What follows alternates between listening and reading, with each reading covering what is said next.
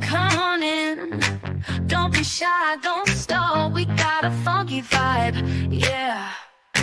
Welcome all, it's a safe spot where the truth of mine. Share your thoughts, leave your worries behind. Woo!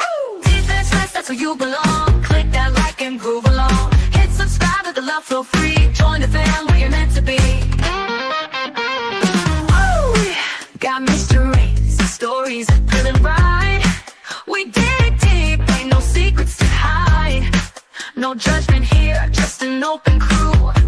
We're all about justice and the honest view.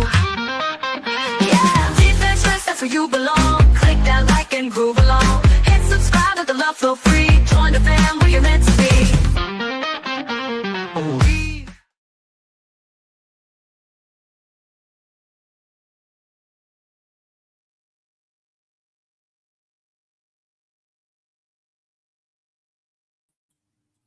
It helps if you undo your mic. Unmute yourself. Good morning, good morning, good morning. Welcome, welcome.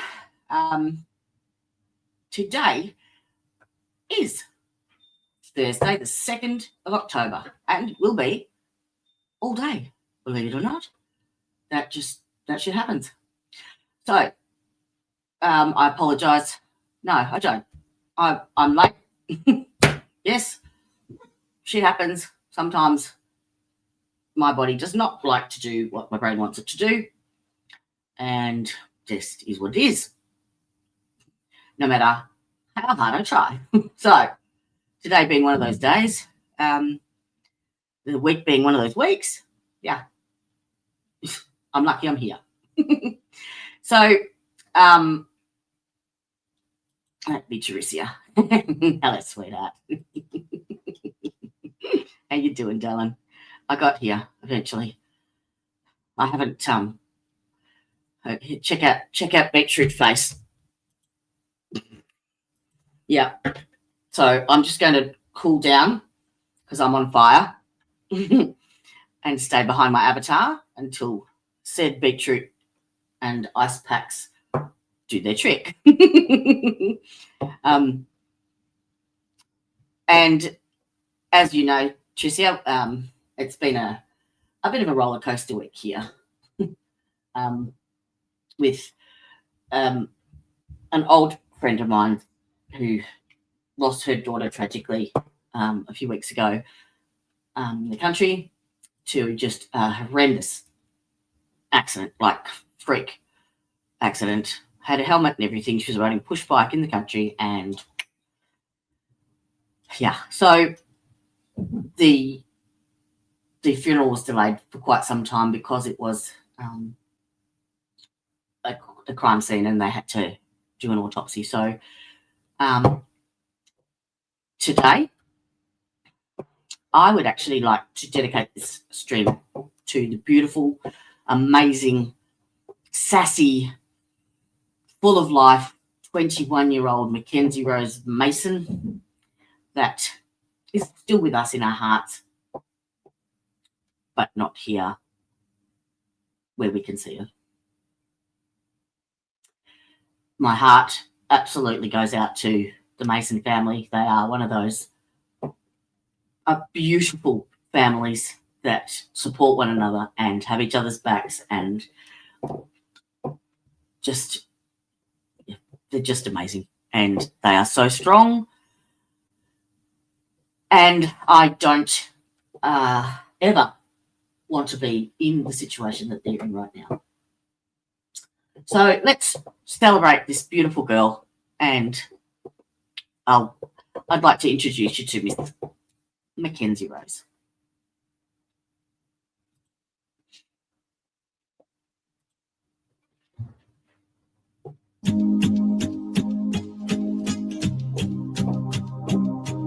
Get your tissues, Teresa.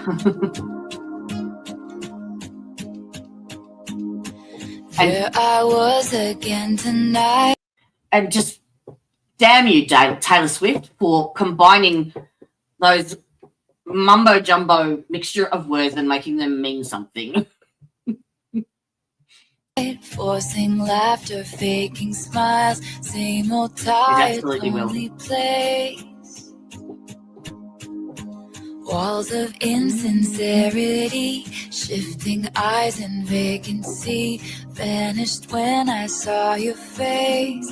All I can say is it was enchanting to meet you.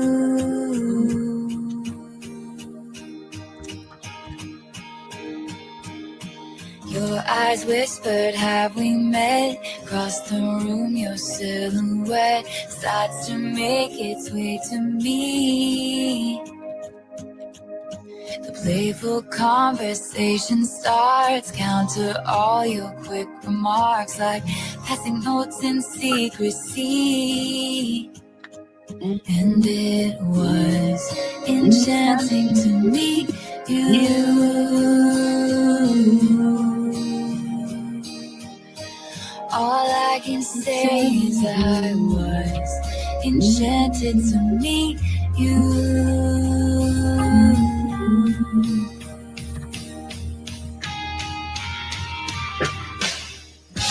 This night is sparkling, don't you let it go.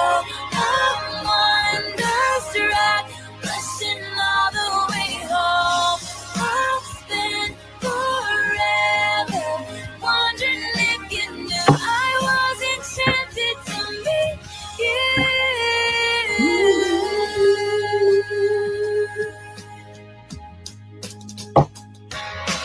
Lingering question kept me up 2 a.m. Who do you love? I wonder till I'm wide awake. Now I'm pacing back and forth, wishing you were at my door. I'd open up and you would say, hey, it was enchanting to meet you.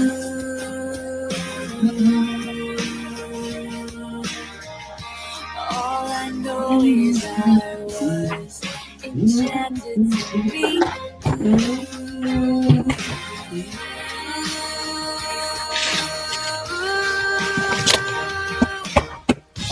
This night is sparkling, don't you let it go.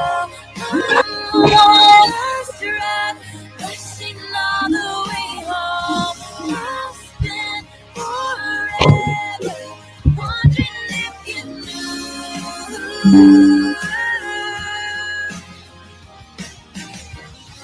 This night is flawless, don't you let it go. I'm wonderstruck, dancing around all alone. I'll spend forever wondering if you knew I was enchanted to meet you.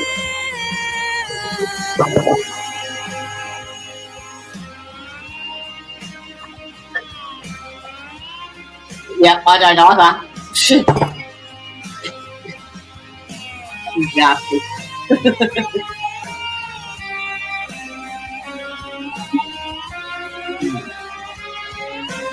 This is me praying night. This was the very first page, not where the storyline ends. My thoughts will echo your name until I see you again. These are the words I held back as I was leaving too soon. I was enchanted to meet you. Please don't make it over someone else. Please don't have somebody waiting. Dancing in the sky, I hope you singing in the angels' choir, and I hope them angels know what they have. I bet it's so nice up in heaven since you arrived. Tell me what doesn't look like in heaven? Is it peaceful? Is it free? Like they say? Does the sun shine bright forever? Have your fears and your pain going away? And I hope you're dancing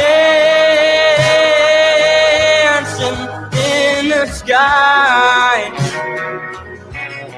and I hope you're singing in the angels' choir, and I hope them angels know what they have. 'Cause I bet it's so nice up in heaven since you arrived.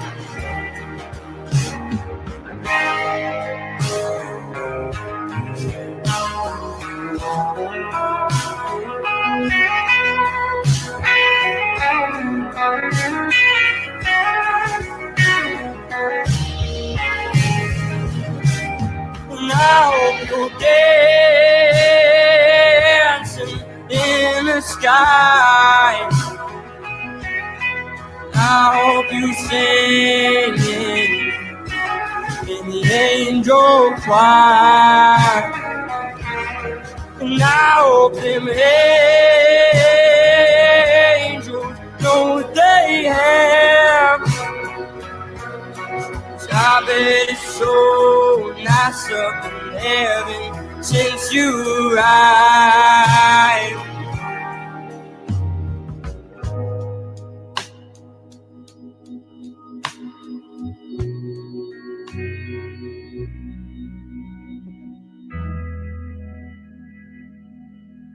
How beautiful is she? Do you want to be a teacher? Shine bright like a diamond.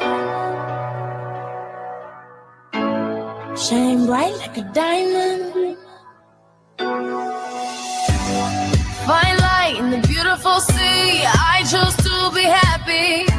You and I, we're like diamonds in the sky. You're a shooting star, I see, a vision of ecstasy. When you hold me, I'm alive. We're like diamonds in the sky. I knew that we would come one right away. Oh, right away. At first sight, I felt the energy of sun rays. I saw the life inside. So shine bright tonight. You and I, we're beautiful like diamonds in the sky. I too, I'm so alive. We're beautiful like diamonds in the sky. Shine bright like a diamond. Shine bright like a diamond. Shining bright like a diamond. We're beautiful like diamonds in the sky. Shine bright like a diamond. Shine bright like a diamond. Shining bright like a diamond. We're beautiful like diamonds in the sky. Palms rise to the universe as we moonshine and Malay. Feel the warmth, we'll never die. We're like diamonds in the sky. You're a shooting star, I see, a vision of ecstasy. When you hold me, I'm alive. We're like diamonds in the sky. At first sight, I felt the energy of sun rays. I saw the life inside you. Shine bright tonight. You and I, we're beautiful like diamonds in the sky. I too, I'm so alive. We're beautiful like diamonds in the sky. Shine bright like a diamond. Shine bright like a diamond. Shining bright like a diamond. We're beautiful like diamonds. diamonds in the sky. Shine bright like a diamond. Shine bright like a diamond. Shining bright like a diamond. Beautiful like diamonds in the sky. Shine bright like a diamond. Shine bright like a diamond. Shine bright like a diamond. So shine bright tonight, you and I.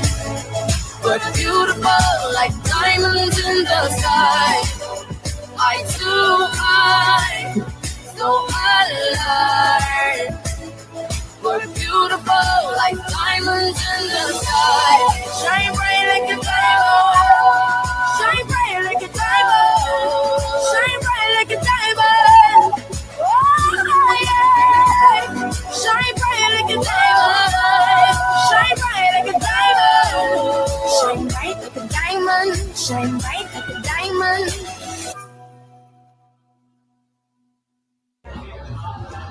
That beautiful. Hang on 1 second. Oh.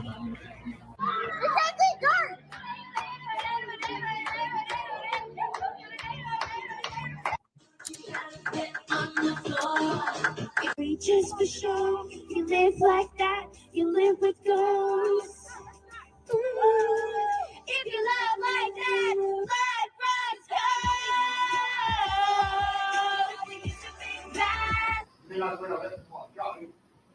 Your action you always thought.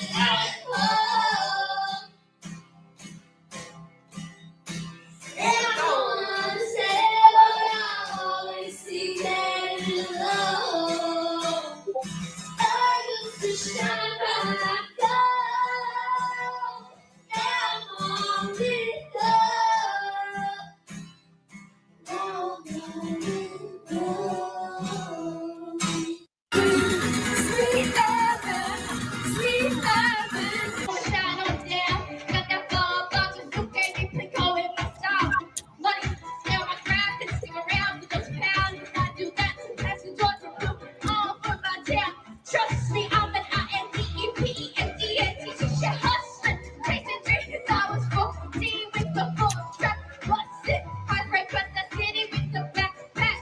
I miss you, I miss you, I miss you. Whoa.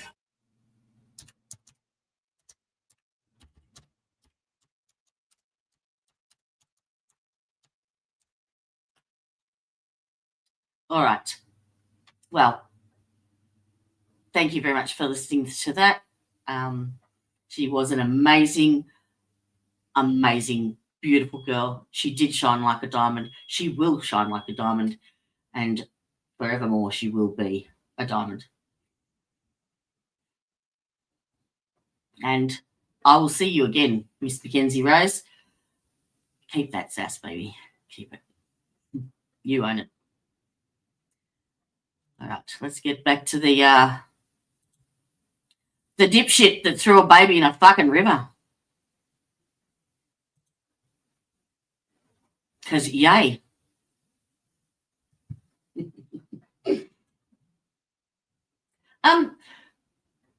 Actually, Trissy, while you're there, can you do me a favor? Can you see if you can log on to, see if you can bring up Christine's live feed? She's apparently live, and I cannot. It won't open for me. It might be because I'm now logged in on my YouTube and not her. Oh, not hers. I don't know. but it's just giving me spinny wheel. So I don't know what the F is going on here.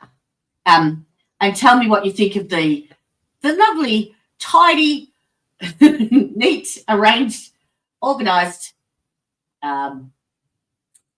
YouTube page she has. All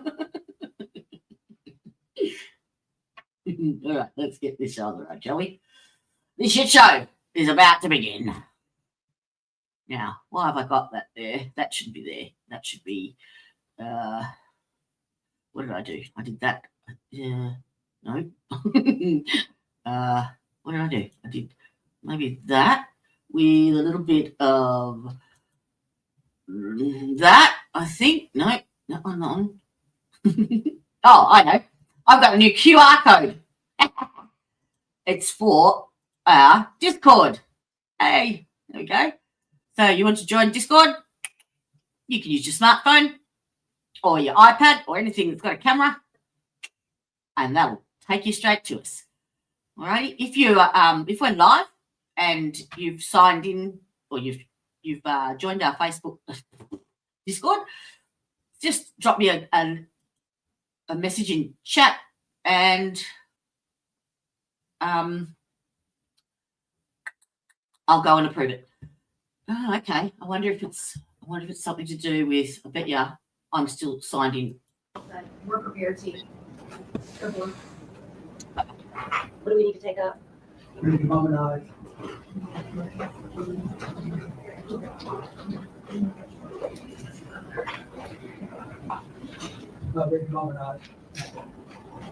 Mr. Christensen is now in the courtroom. Mr. Isabelle, if you please come around to the seal.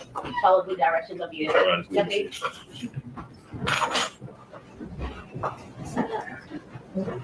Check, twist, sir.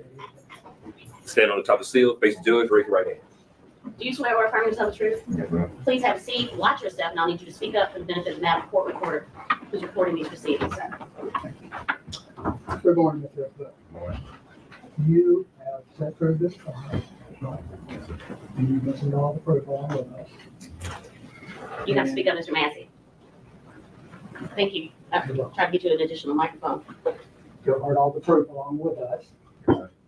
And even before that, we've gone over the proof that we expected to be shown in this case, even showing PowerPoints and those kind of things, so that we may make sure you were aware of all the discovery available. And after hearing the proof today, or this past week and yesterday, and knowing that you have a right to testify, that's an absolute constitutional right to testify, tell the story, whatever your side of the case may be. And no one can make that decision, as our Honor told you yesterday, nobody but you. And what you do is you can look to others for advice, like you look to us for advice, your lawyers. And you talk with your family as well, right? And after doing that, and after hearing the proof, have you made a decision as to whether or not you wish to testify? Have you made a decision? What is that decision, please? You do not wish to testify. I have no other questions. Thank you. Do you mind if I just, for the record, flesh out some other things? You made a decision to not testify, and I'm certain that Mr. Massey and Ms. Fuchs have informed you that the jury will be informed, but they can't hold that against you. You have the right to remain silent. Has anyone made any threats or promises to get you to not testify? No, You're entering into this season, this session of not testifying. It's your choice and yours alone.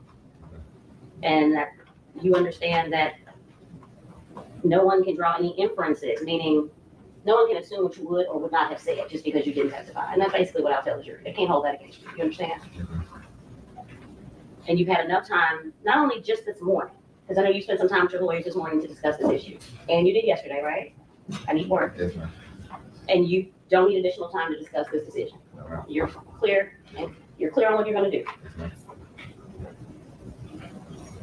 And you're satisfied with what they've been able to share with you as far as where we've been going throughout this process. They've been accessible to you. You've been in court many times, correct? Yes, ma'am. And they've shared everything that they have with you. Yes, ma'am. Do you need any additional time with them this morning before we proceed? No, ma'am. Thank you, sir. You may sit down.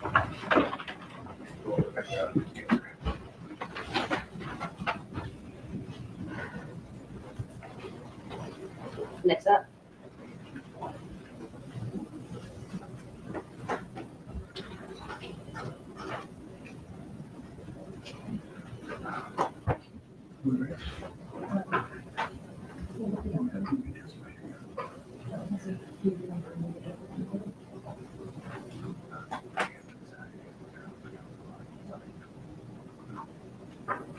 You are going to move forward when the jury comes back. City jury.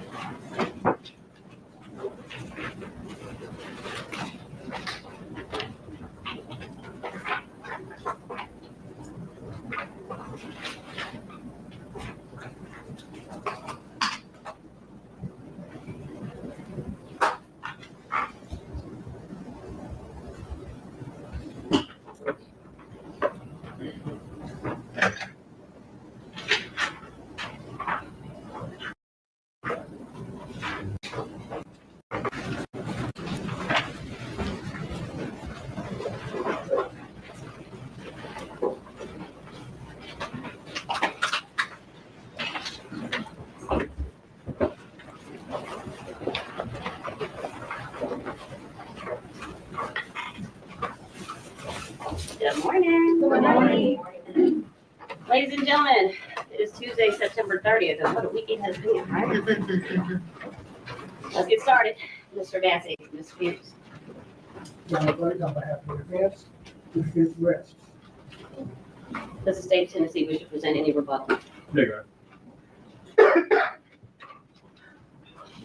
Ladies and gentlemen, you have now heard all of the proof in the case. We're going to take a short break while I go over your instructions with the attorneys.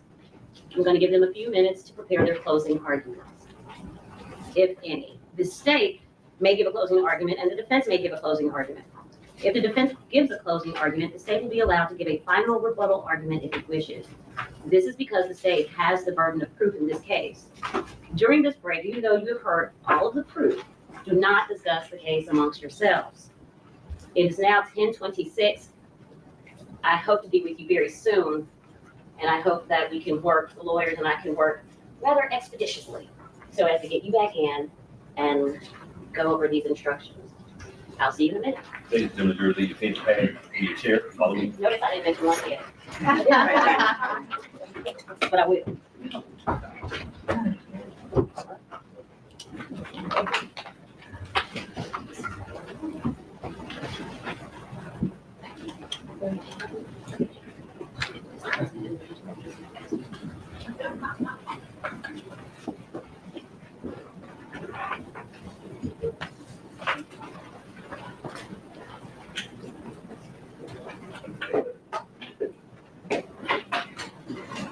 You may have a seat.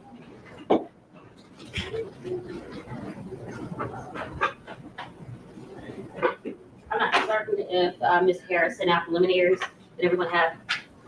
She sends them out to everyone you guys discussed. It's just been passed a request for lesser included offenses.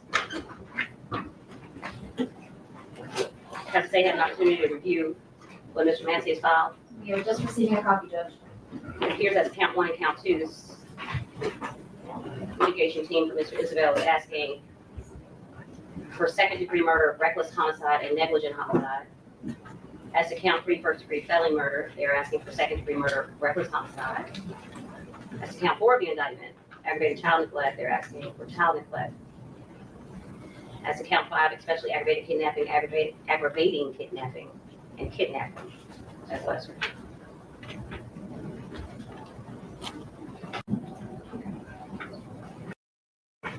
Evidence exists that there is recklessness without any.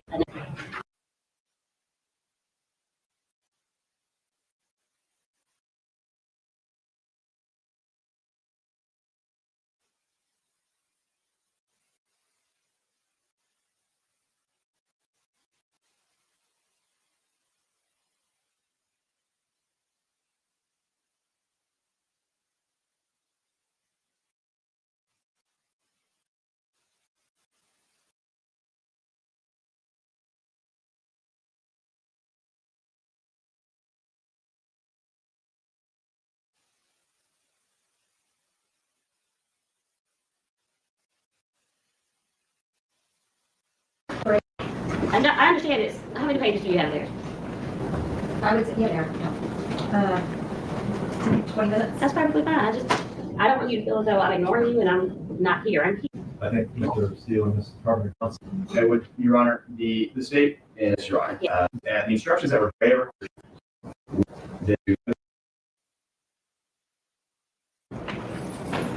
But you still need 20 minutes. Yeah. That instruction to be included as well. Okay. I think review that we must knowing saying the state versus would have Recess.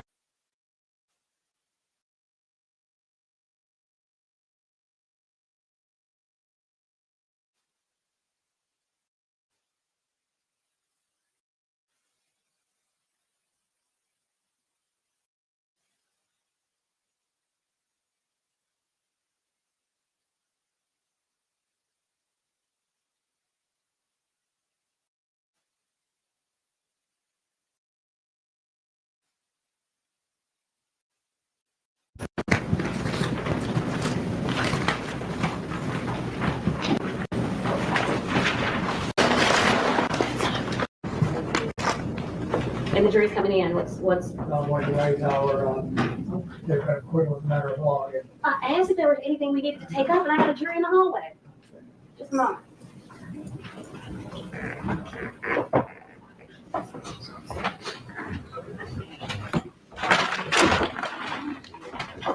All right, so Mr. Massey has indicated that he would like to raise what exactly, sir?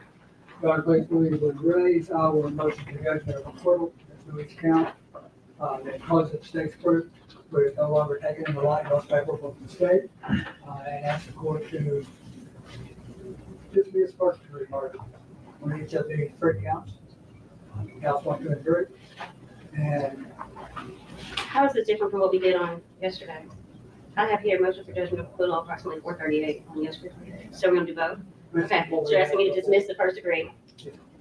You didn't raise these issues yesterday, so let me start over. Dismiss first degree murder count 1 of the indictment. now we are asking that first degree murder be dismissed. Yes, sir. What else? And the taking the proof in the light equal to both parties, it would be second degree murder. Same thing with count 2. You're asking the court to dismiss count 2 of the indictment Yes, Count first degree 1. murder. and count 2 first degree murder. Same thing with count 3. You're asking the court to dismiss count 3 of the indictment, which is the murder and perpetration of a felony. And it should be, first degree be dismissed and second degree be sent back to the jury. Would the state like an opportunity to respond? Yes, Your Honor. Question is whether a rational jury could find the defendant guilty of the indicted offenses as charged. If my understanding correctly, Mr. Massey is asking for not murder 1, but murder 2. Your Honor, the state would rely on the previous arguments from yesterday, but specifically addressing Mr. Massey's concern as far as the state has met its burden at this point in time, the rational jury to find the state's burden in case beyond a reasonable doubt. The state would rely on yesterday's statements. There's nothing that's really changed other than the testimony of Dr. Nushitz from yesterday. And with regard to Mr. Massey's point of reducing it to a second-degree murder, the state has put with regard to count 1, which is the first-degree murder premeditated of Danielle Hoyle. The state says he put on proof of the defendant gave a confession as to shooting and killing Danielle Hoyle at Levi and Sedgwick on February 1st of 2025 here in Memphis, Shelby County, Tennessee. Your Honor, the state has put forth proof as to the element of intent and premeditation based on his search history recovered from his phone, based on his GPS phone location data from earlier in that day, driving out to the area of the crime scene and then turning around and going back out east from the direction in which he came to his home. The state also put on proof of text message conversations and letters that were written between he and Artesia that shows his state of mind at the time. And so the state has put forth proof that a rational jury could reasonably find the defendant guilty beyond a reasonable doubt of first-degree murder of the unlawful killing of Danielle Hoyle. So therefore, Your Honor, the state would ask this court deny defense's motion for judgment of acquittal and sending this case to a jury based on or reduction of count 1 to second-degree murder, and would ask the court to deny the motion at this time. I was just making the same argument as yesterday in regard to the last two counts, which is aggravated child neglect and especially aggravated kidnapping. With regards to the last two counts, Your Honor, aggravated child neglect and especially aggravated kidnapping, the state would rely on arguments from yesterday, as nothing has changed other than Dr. Nushet's testimony, which the state submits did not negate the intentional elements. Aggravated child neglect, Your Honor, the defendant knowingly neglected Kennedy Hoyle as to adversely affect Kennedy Hoyle's health and welfare. The state of Tennessee put on proof that through the defendant's confession that he placed Kennedy Hoyle, he stated that he placed Kennedy Hoyle on the riverbank, but later admitted to throwing her by the leg into the Wolf River. Your Honor, that she also was never found. That adversely affected her health and welfare. She is deceased. Even by laying her by the river, that resulted in her dying as well. The act of neglect resulted in serious bodily injury to Kennedy Hoyle. The same points just stated by the state of Tennessee. Also, Kennedy Hoyle was 8 years of age or less. The state of Tennessee, through testimony of Ms. April Campbell, as well as the baby Kennedy or Kennedy Hoyle's birth certificate, established that she was less than 8 years old. She was 2 days old. Further proof was also submitted as to the defendant's GPS locations at the time, as well as that put him at Mud Island near the boat ramp. And video evidence also corroborated him as being at other locations at the time his phone says he was, to corroborate that he was with his phone as it was on Mud Island. As to the charge of especially aggravated kidnapping, the state put on proof that the defendant knowingly removed and confined Kennedy Hoyle unlawfully as to interfere substantially with her liberty. The defendant testified that he took baby Kennedy from the back of the vehicle after shooting Danielle Hoyle. He said that in his statement. And he drove with her, I think, for approximately an hour and a half before he admitted to throwing her into the Wolf River.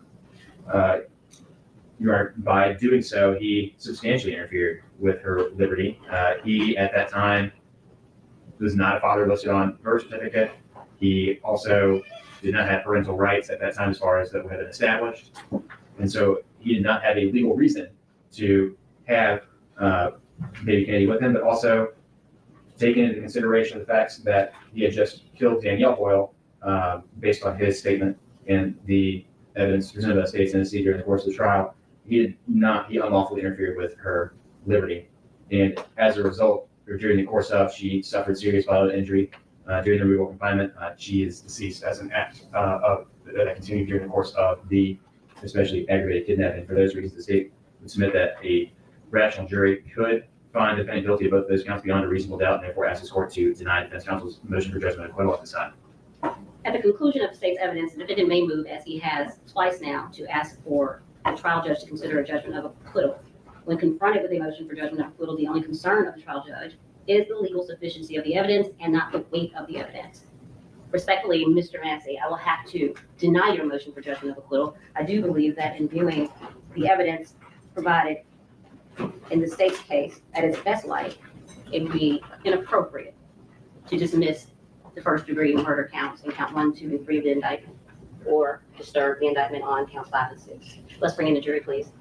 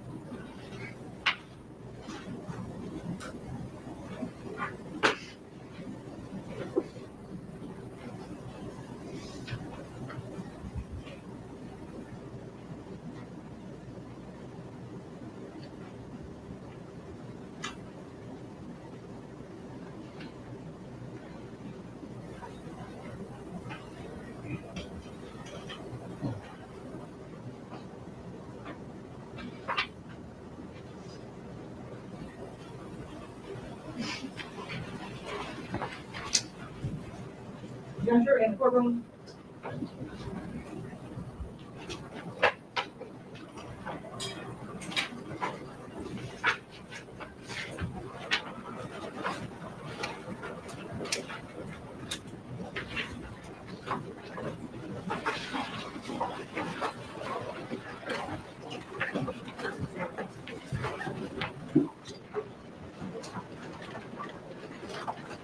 You may be seated.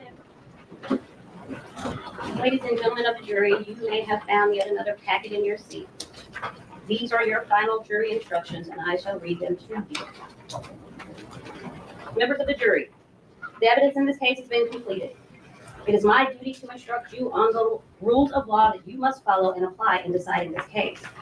The law applicable to this case is stated in these instructions. It is your duty to consider carefully all of them. The order in which these instructions are given is no indication of their relative importance. You should not single out any one or more of them to the exclusion of another or others, but should consider each instruction in light of and in harmony with all the others. You are the exclusive judges of the facts in this case. You are also the exclusive judges of the law under the direction of the court. You must apply the law to the facts in deciding this case. You should consider all of the evidence in the light of your personal observations and experiences in life. Count 1 and 2 of the indictment charges the defendant with the offense of first-degree murder, premeditated killing. The offense necessarily includes the lesser offenses of second-degree murder, reckless homicide, and criminally negligent homicide.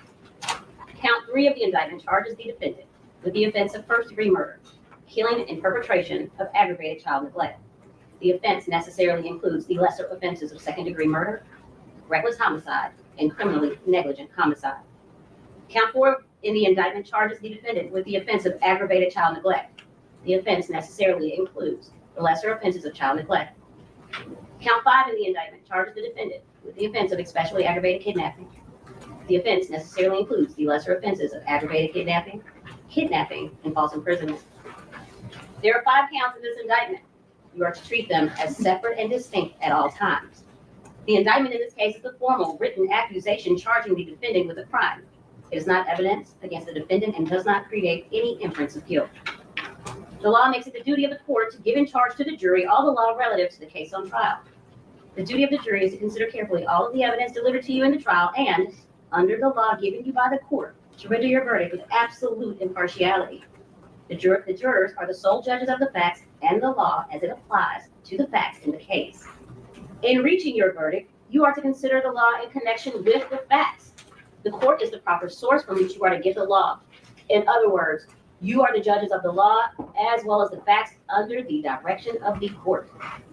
You shall not have any sympathy or prejudice for or against the defendant or for or against the state of Tennessee, or allow anything but the law and the evidence to have any influence upon your verdict.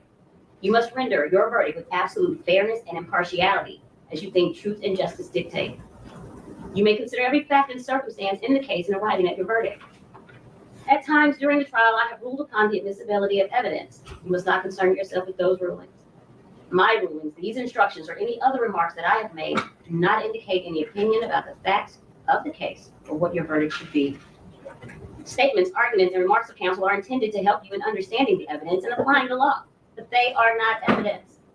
If any statements are made that you believe are not supported by the evidence, you shall disregard them. The court will now explain the law applicable to the charge in count 1 of this indictment. First-degree murder, premeditated killing. Any person who commits the offense of first-degree murder is guilty of a crime. For you to find the defendant guilty of this offense, the state must have proven beyond a reasonable doubt the existence of the following essential elements: that the defendant unlawfully killed Danielle Hoyle, and that the defendant acted intentionally.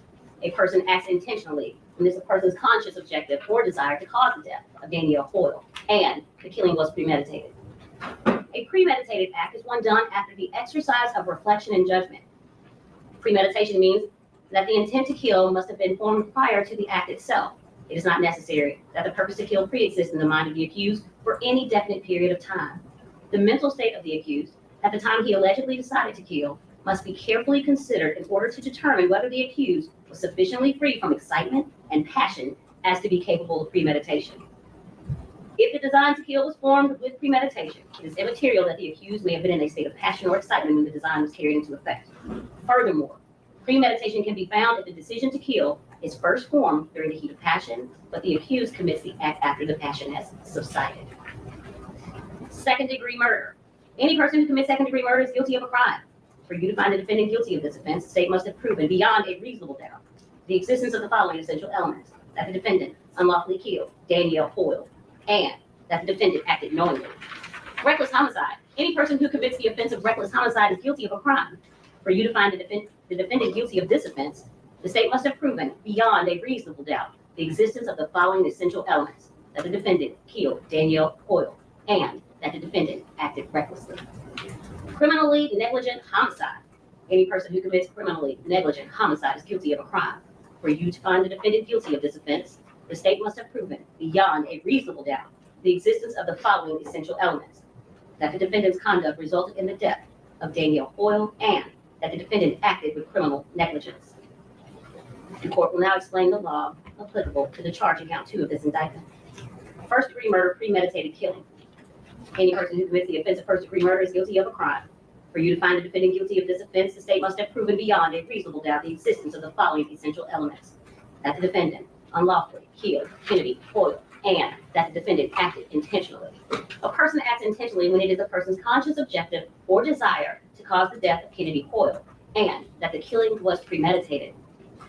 Any person who commits second-degree murder is guilty of a crime. For you to find the defendant guilty of this offense, the state must have proven beyond a reasonable doubt the existence of the following essential elements: that the defendant unlawfully killed Kennedy Hoyle, and that the defendant acted knowingly. So that was your definition of second-degree murder. Reckless homicide. Any person who commits the offense of reckless homicide is guilty of a crime. For you to find the defendant guilty of this offense, the state must have proven beyond a reasonable doubt the existence of the following essential elements: that the defendant killed Kennedy Hoyle, and that the defendant acted recklessly. Criminally negligent homicide.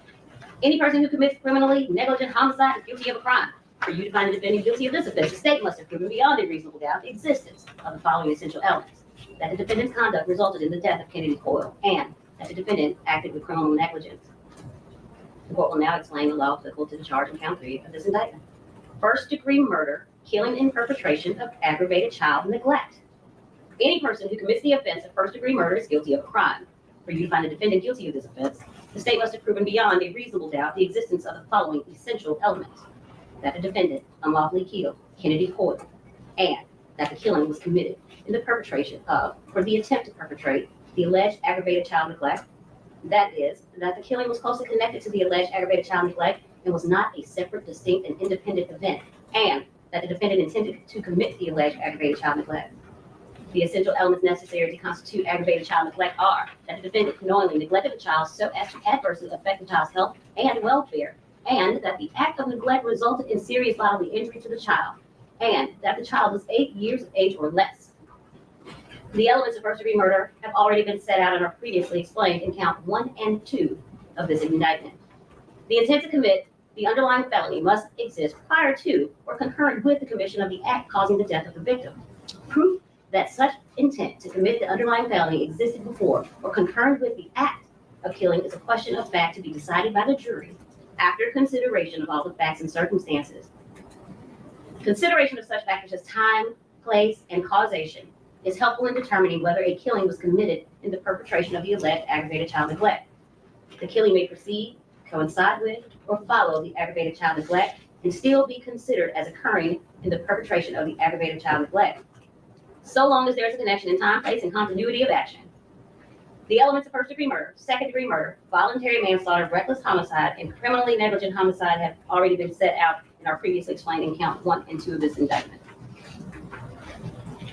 The court will now explain the law applicable to the charge in count 4 of this indictment. Aggravated child neglect. Any person who commits the offense of aggravated child neglect is guilty of a crime. For you to find the defendant guilty of this offense, the state must have proven beyond a reasonable doubt the existence of the following essential elements: that the defendant knowingly neglected Kennedy Hoyle so as to adversely affect Kennedy Hoyle's health and welfare, and that the act of neglect resulted in serious bodily injury to Kennedy Hoyle, and that Kennedy Hoyle was 8 years of age or less. To constitute neglect, the state must prove beyond a reasonable doubt that there was an actual adverse effect to the child's health and welfare. A mere risk of harm is not sufficient. Neglect is a continuing course of conduct beginning with the first act or omission that causes adverse effects to a child's health and welfare, and can be an act of commission or omission. Child neglect. Any person who commits the offense of child neglect is guilty of a crime. For you to find the defendant guilty of this offense, the state must have proven beyond a reasonable doubt the existence of the following essential elements: that the defendant knowingly neglected Kennedy Hoyle under 18 years of age so as to adversely affect Kennedy Hoyle's health and welfare, and that Kennedy Hoyle was 8 years of age or less. The court will now explain the law applicable to the charge in count 5 of this indictment. Especially aggravated kidnapping. Any person who commits an especially aggravated kidnapping is guilty of a crime. For you to find the defendant guilty of this offense, the state must have proven beyond a reasonable doubt the existence of the following essential elements: that the defendant knowingly removed or confined Kennedy Hoyle unlawfully so as to interfere substantially with Kennedy Hoyle's liberty, and that Kennedy Hoyle suffered serious bodily injury during the removal or confinement. Aggravated kidnapping. Any person who commits an aggravated kidnapping is guilty of a crime. For you to find the defendant guilty of this offense, the state must have proven beyond a reasonable doubt the existence of the following essential elements: that the defendant knowingly removed or confined Kennedy Hoyle unlawfully so as to interfere substantially with Kennedy Hoyle's liberty, and that the Kennedy Hoyle suffered serious bodily injury during the removal or confinement. Kidnapping. Any person who commits the offense of kidnapping is guilty of a crime. For you to find the defendant guilty of this offense, the state must have proven beyond a reasonable doubt the existence of the following essential elements: that the defendant knowingly removed or confined Kennedy Hoyle unlawfully so as to interfere substantially with Kennedy Hoyle's liberty, and that the removal or confinement was under circumstances that exposed Kennedy Hoyle to substantial risk of bodily injury. False imprisonment. Any person who commits the offense of false imprisonment is guilty of a crime. For you to find a defendant guilty of this offense, the state must have proven beyond a reasonable doubt the existence of the following essential elements: that the defendant removed or confined Kennedy Hoyle unlawfully so as to interfere substantially with Kennedy Hoyle's liberty, and that the defendant acted knowingly.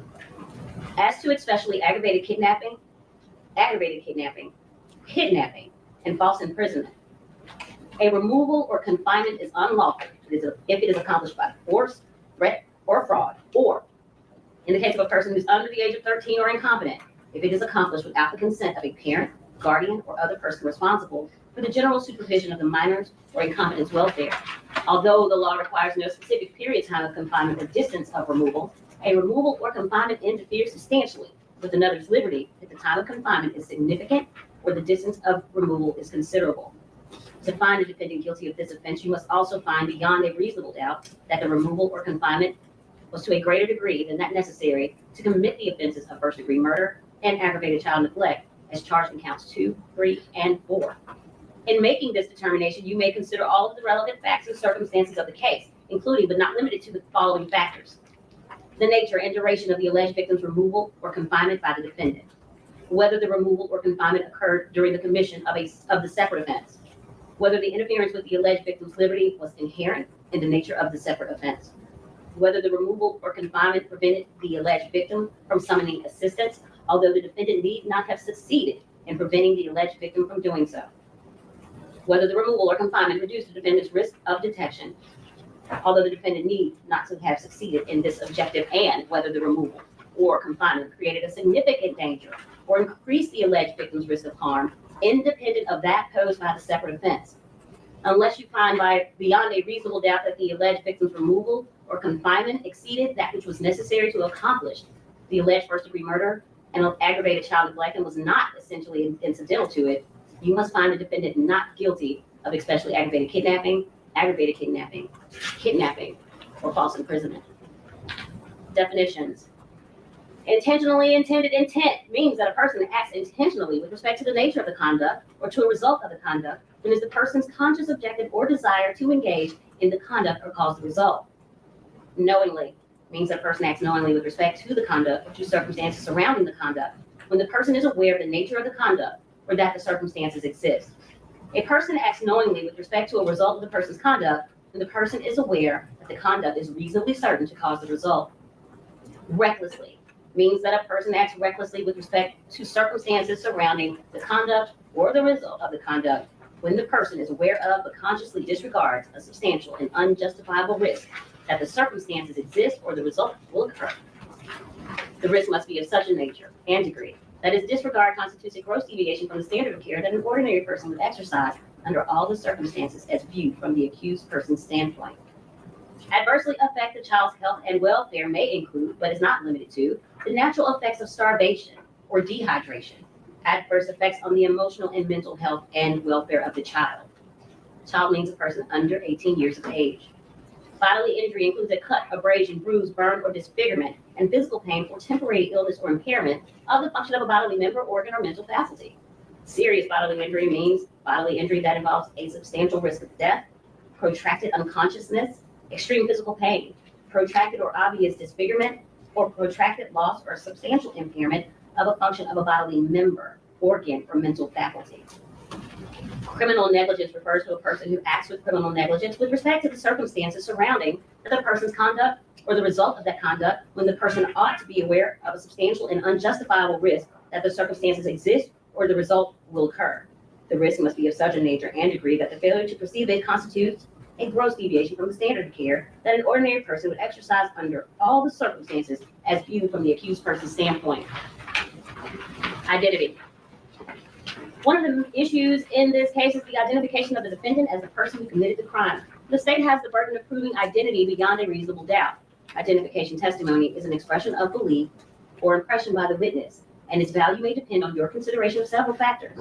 Some of the factors that you may consider are the witness's capacity and opportunity to observe the offender. This includes, among other things, the length of time available for observation, the distance from which the witness observed, the lighting, and whether the person who committed the crime was a prior acquaintance of the witness, the degree of certainty expressed by the witness regarding the identification and the circumstances under which it was made, including whether it is the product of the witness's own recollection, the occasions, if any, on which the witness failed to make an identification of the defendant or made an identification that was inconsistent with the identification at trial, and the occasions, if any, on which the trial was made, on the witness made an identification that was consistent with the identification at trial and the circumstances surrounding such identifications. Again, the state has the burden of proving every element of the crime charged, and this burden specifically includes the identity of the defendant as the person who committed the crime for which he is on trial. If, after considering the identification testimony in light of all the proof, you have a reasonable doubt that the defendant is the person who committed the crime, you must find the defendant not guilty.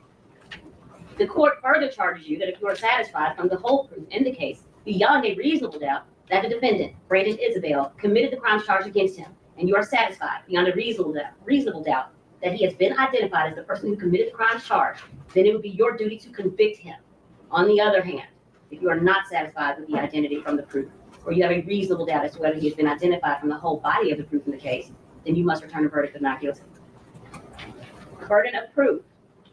The state has the burden of proving the guilt of the defendant beyond a reasonable doubt, and this burden never shifts but remains on the state throughout the trial of the case. The defendant is not required to prove his innocence.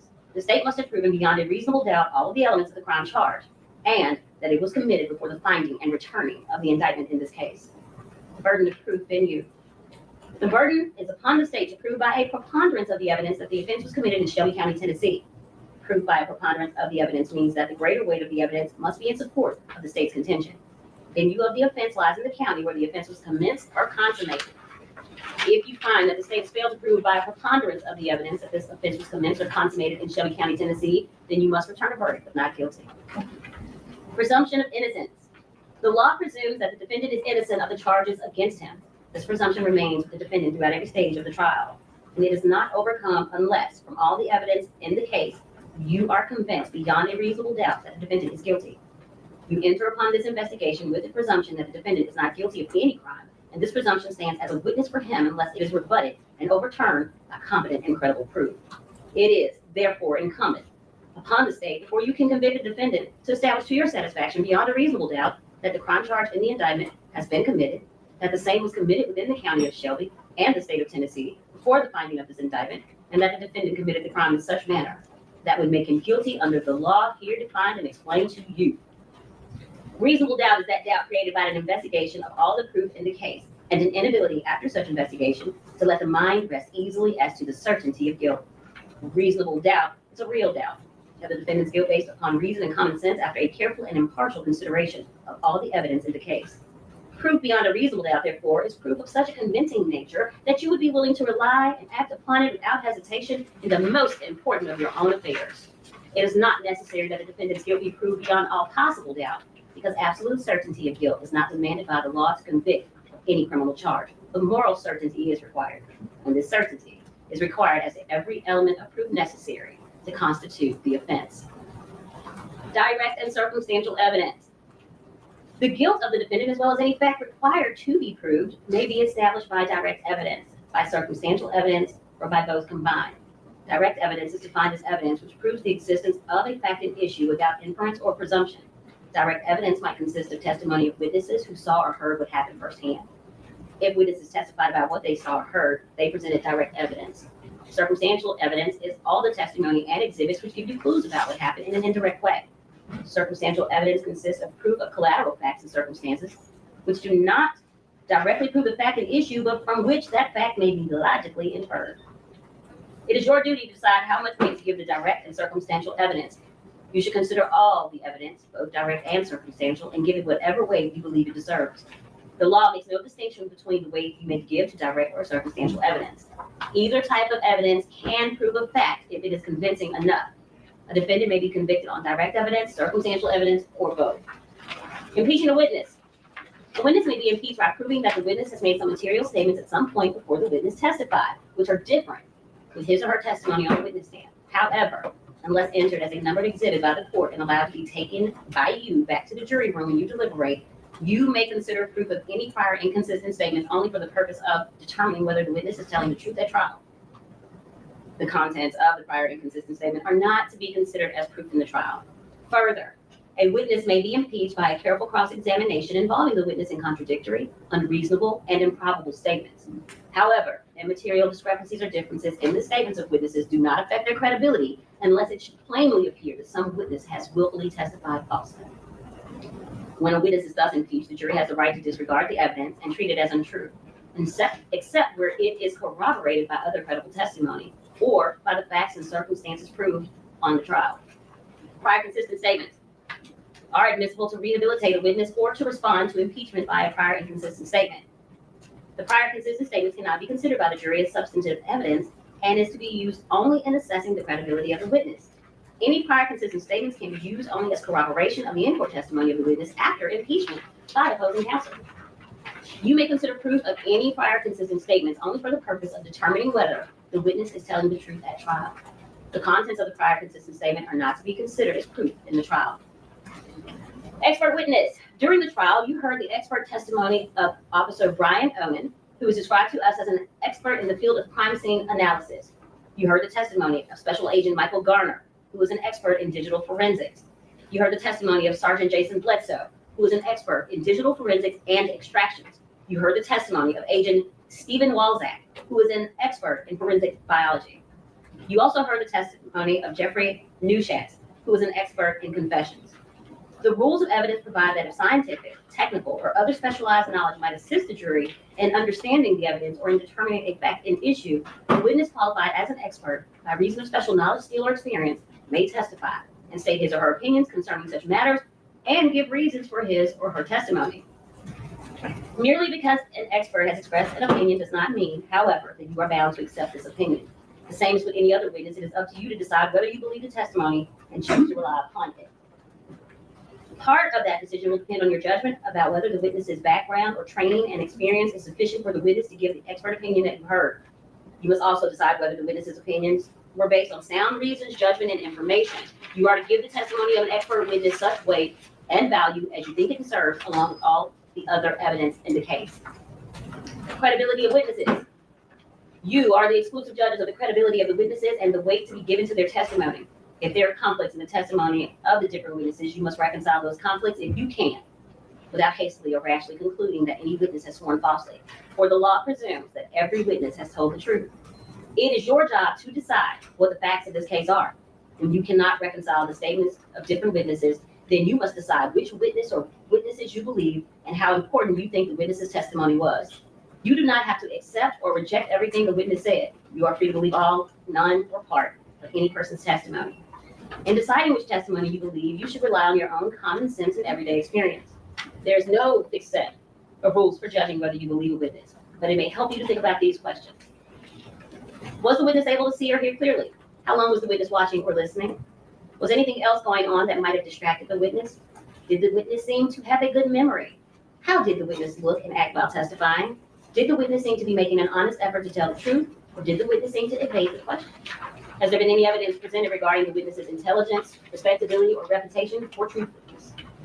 Does the witness have any bias, prejudice, or personal interest in how the case is decided? Did the witness have a motive to testify truthfully or testify untruthfully? Have there been any promises, threats, suggestions, or other influences that affected how the witness testified? In general, does the witness have any special reason to tell the truth or any special reason to lie? All in all, how reasonable does the witness's testimony seem when you think about all the other evidence in the case? Sometimes the testimony of different witnesses will not agree, and you must decide which testimony you accept. You should think about whether the disagreement involves something important or not, and whether you think someone is lying or simply mistaken. People see and hear things differently. Witnesses may testify honestly, but simply be wrong about what they thought they saw or remembered.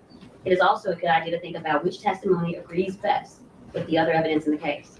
However, you may conclude that a witness deliberately lied about something that is important to how you decide the case. If so, you may choose not to accept anything that witness said. On the other hand, if you think the witness lied about some things but told the truth about others, you may simply accept the part which you think is true and ignore the rest. The defendant not testifying. The defendant has not taken the stand to testify as a witness, and you shall place no significance on that fact. The defendant is presumed innocent, and the burden is on the state to prove his guilt beyond a reasonable doubt. He is not required to take a stand in his own behalf, and his election not to testify cannot be considered for any purpose against him, nor can any inference be drawn from such fact. Members of the jury, the court charges you that if any of you have been taking notes in this case, your notes are for your individual use only. You shall not use your notes directly or indirectly, explicitly or implicitly, to persuade other jurors as to the accuracy of your notes. Your notes cannot be shown to others, compared or referred to in any way as authority. Your notes can only be used as an aid to your individual memory. No outside communications. During your deliberations, you must not communicate with or provide any information to anyone by any means about this case outside the jury room. You may not use any electronic device or media, such as a telephone, cell phone, smartphone, iPhone, or computer, any internet service, or any text or instant messaging service, or any internet chat room, blog, or website, including, but not limited to, Instagram, Snapchat, Facebook, TikTok, YouTube, Google, or X, formerly referred to as Twitter. To communicate to anyone any information about this case, or to conduct any research about this case until you have returned your verdict and the trial has concluded. Unanimous verdict. Any verdict you reach in the jury room, whether guilty or not, must be unanimous. Your deliberations will be secret. You will never have to explain your verdict to anyone. The verdict must represent the considered judgment of each juror. In order to return a verdict, it is necessary that each juror agree thereto. Your verdict must be unanimous. It is your duty as jurors to discuss the case with one another and to deliberate with a view to reaching an agreement if you can do so without violence to individual judgment. Each of you must decide the case for yourself only after a full consideration of the evidence with the other members of the jury. In the course of your deliberations, do not hesitate to re-examine your personal views and change your opinion if convinced it is erroneous. However, do not surrender your honest conviction as to the weight or effect of the evidence solely because of the opinion of your fellow jurors or for the mere purpose of returning a verdict. Having instructed you on the law applicable in this case, the attorneys may now present their closing statements. Pardon me, bench conference.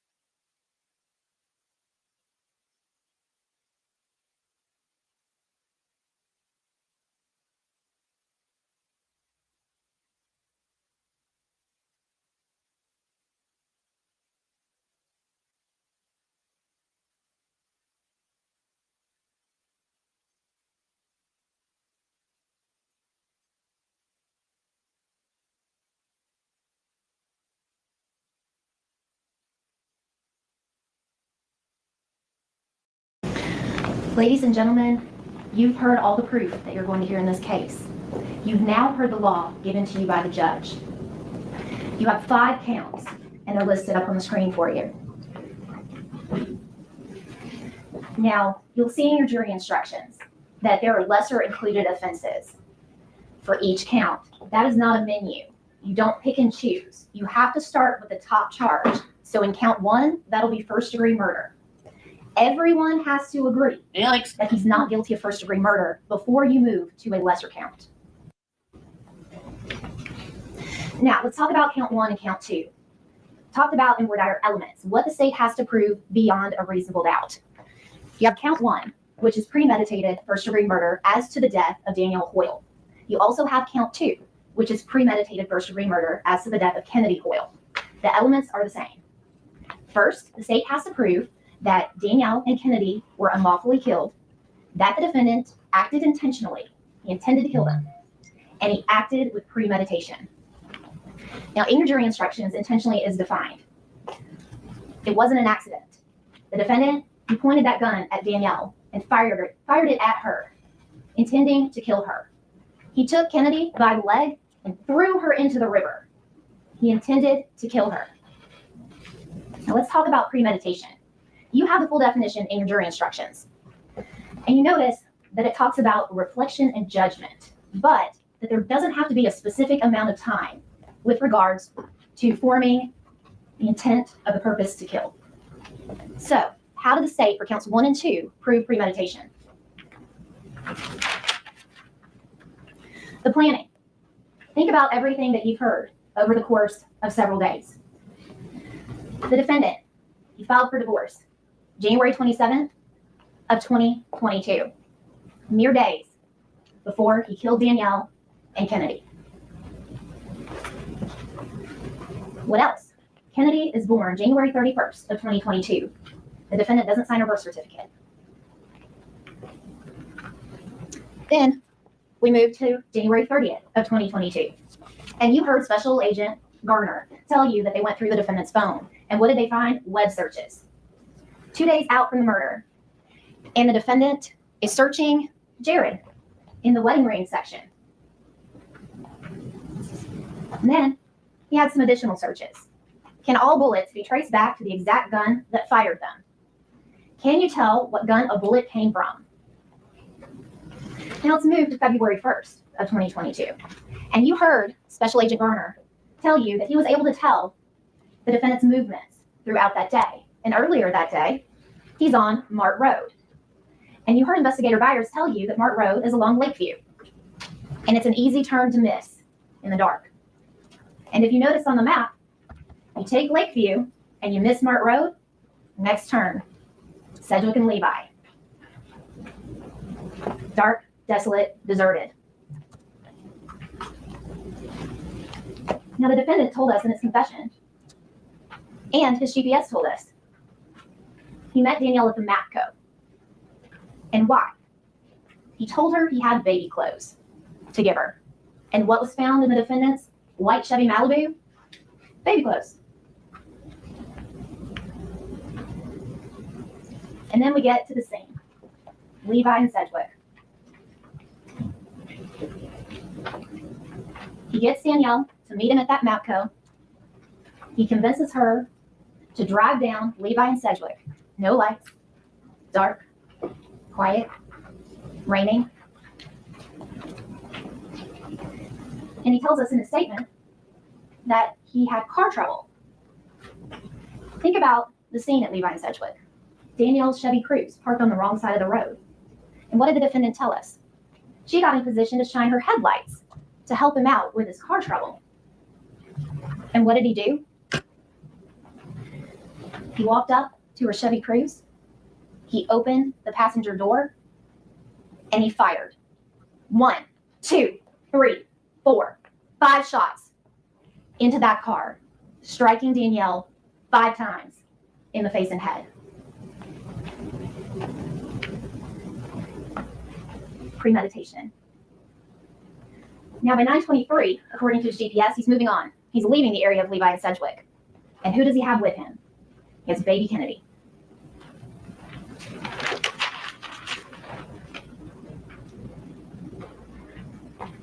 And while Kennedy's in the car, and he has left her mother dead in a ditch on the side of the road, he's covering his tracks.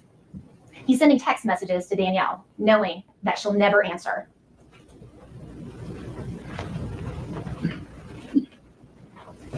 Now, he's been driving around for about an hour. Kennedy's been in the car. And he stops off at home to get out of his murder outfit, those Adidas slides, that windbreaker-like jacket, the black and the greenish blue. Takes the time to hang that jacket in the closet. Comes back out, gets back in his car.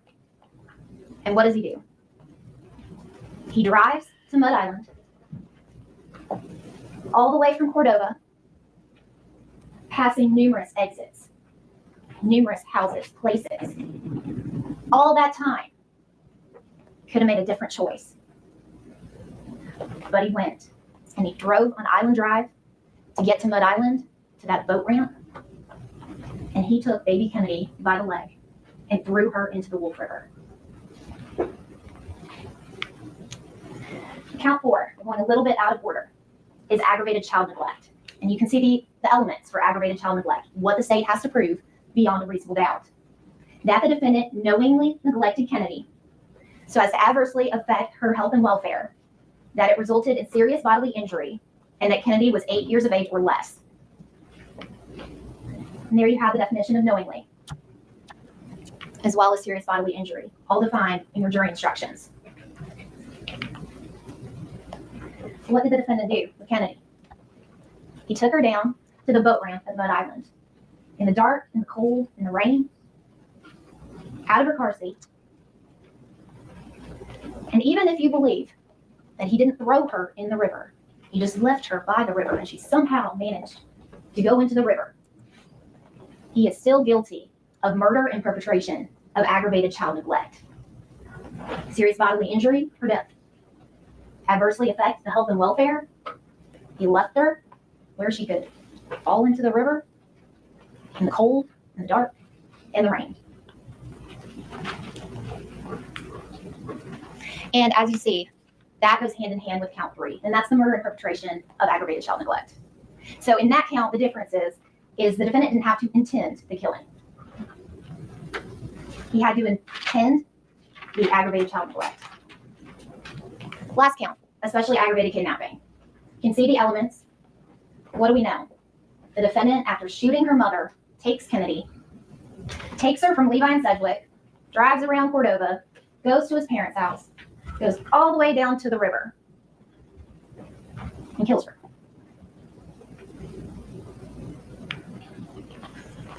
The state has to prove identity. How do we know that the defendant, Brandon Isabelle, is responsible for each and every one of these crimes? He told us. You listened to his interview with police. He told us. He told us exactly what he did. We have the GPS that Special Agent Garner went through methodically, telling us all the points of where he was located throughout that day and night. His phone, a silent witness to those murders. The text messages. And you'll have those text messages between the defendant and Artisha. They're going back and forth throughout the night. And why is that? Is it because they're in 2 different locations? They're not together? And there's the shell casings. The defendant, he told us, he shot Danielle with his 9mm. What do we find? 9mm shell casings in the passenger seat of Danielle's car, 2 in front of her car, and a loaded 9mm magazine in the defendant's white Chevy Malibu in the center console. And he told us what he did with Kennedy, that he took her to the boat ramp, took her by the leg, and threw her into the river. And what did he say in his statement? It didn't go as far as the gun. And what did officers find on that boat ramp? Kennedy's baby cap.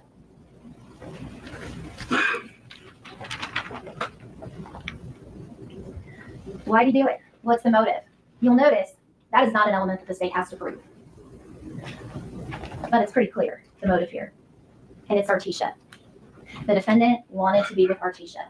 You heard her testimony. You've heard the text messages.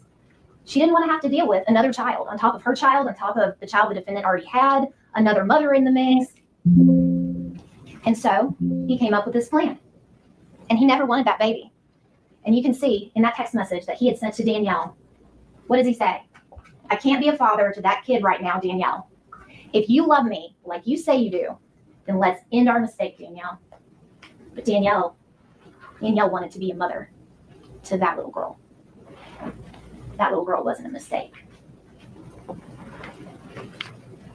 Now let's fast forward to January 30th of 2022. And you heard the text messages between Artisha and the defendant. And this is in the late night of January 30th. What we know is that Danielle's already at the hospital and she's in labor, about to give birth to baby Kennedy. And what is the defendant texting? He's texting to wifey, Artisha, I love you. Baby, say it back. You doing this to me in a time like this. And what does Artisha respond? Tell her have a safe delivery. I'll talk to you when y'all get the results. Then we move in to those early morning hours, right around the time that Danielle is giving birth to Kennedy. And what is the defendant doing? He's still texting Artisha. He's still sending her messages over and over again. And what is Artisha's response? I'm going to make this simple. If it's yours, build that bond. Get to know her as a woman because she loves you as well. I won't need no response. Silence will answer that for me. If it's not, we still need space to take this relationship slow. She's slipping away. His perfect woman is slipping away. And what does he do? While his baby has just been born, he's still sending text message novels to Artisha, professing his love.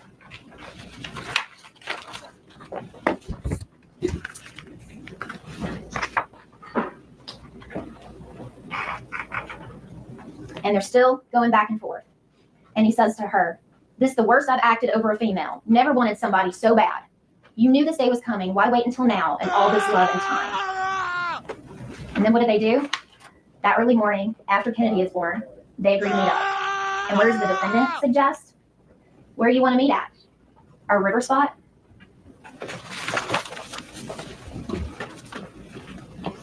Now we're at February 1st of 2022. 7:58, the defendant gets back to his home on Laughberry. And he's gone at 8:05. And he's dressed to kill.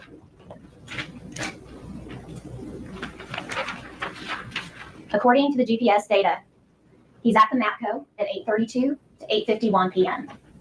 And he says that in his statement to Sergeant Boyd and Sergeant Winbush. He met Danielle at the MAPCO. And we found the baby clothes in the Malibu. Now we're moving on. Between 9:02 and 9:23, GPS has him at Levi and Sedgwick, and he admits to going there. And during this time, he and Artisha are still going back and forth. And you'll notice that from 9:04 to 9:22, he stops texting Artisha. All those blue messages, Artisha. Green messages, the defendant. And what is he doing in that gap in time, that 9:04 to 9:22? He's shooting Danielle 5 times in the head and the face and taking her sweet, precious baby and driving away.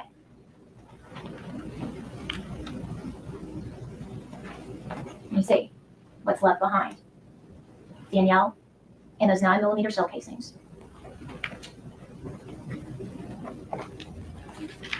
And he drags her, and he tells us how he drags her out of that vehicle by the shirt. And look at her clothes. Look at how her jacket is pulled off her body.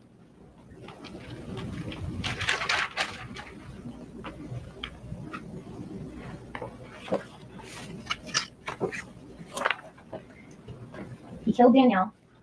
He left her in a ditch. He's driving around with Kennedy in his seat. He's texting with Artisha. And he takes the time to put in a food order. Cheeseburger, no onions, blue Kool-Aid. And what did Artisha tell us? That she stopped by Dixie Queen that night. And what did we find in her car? Looks a bit like a blue Kool-Aid. Now, we're back at 8702 Laughberry. He gets there at 10:24. You see what he's wearing. You see those Adidas slides, those black socks. Goes inside, takes the time to hang up his jacket, changes his clothes, and he's gone again at 10:29, holding that blue bag, baby Kennedy, in his white Chevy Malibu. And what did they find in the trunk of that white Chevy Malibu? Those Adidas slides. And looks a bit like that blue bag he was carrying on the Ring camera footage. Where's he headed? Island Drive. And how do we know that that's the defendant? You heard Lieutenant Stanley testify that they had license plate reader hits on his tag going over the A.W. Willis Bridge. They were able to look back at camera footage from the Real-Time Crime Center, and they see that white Chevy Malibu driving up and down Island Drive, 10:59 to 11:20. And all that time, from leaving Levi and Sedgwick to 9:23, all the way to Island Drive, could have made a different choice. He had every opportunity to make a different choice.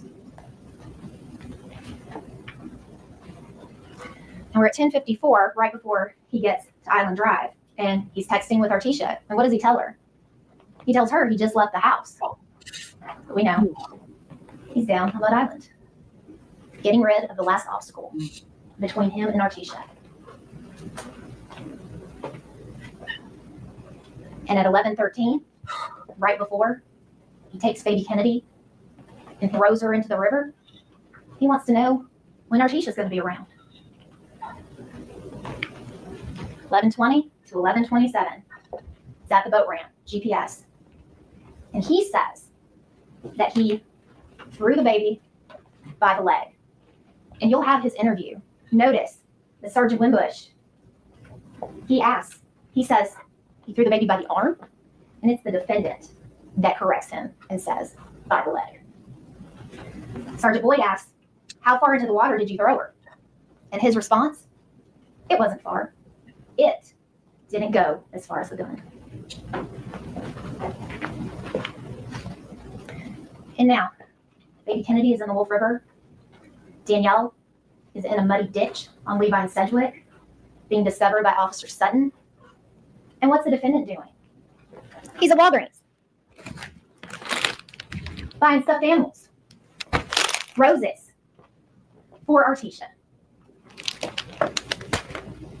and writing a card professing his love and talking about raising Kennedy, who he knows he just threw in the Wolf River. And how do we know? Because we have video. We have GPS. And the defendant told us.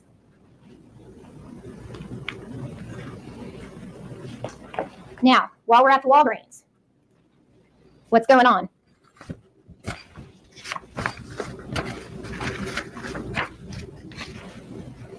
Texting Artisha. And what did she say? She said he shared his location, which wasn't normal for them. And she called him out on it in the text messages. And where did she say that location was? Walgreens. Is he trying to set up his alibi?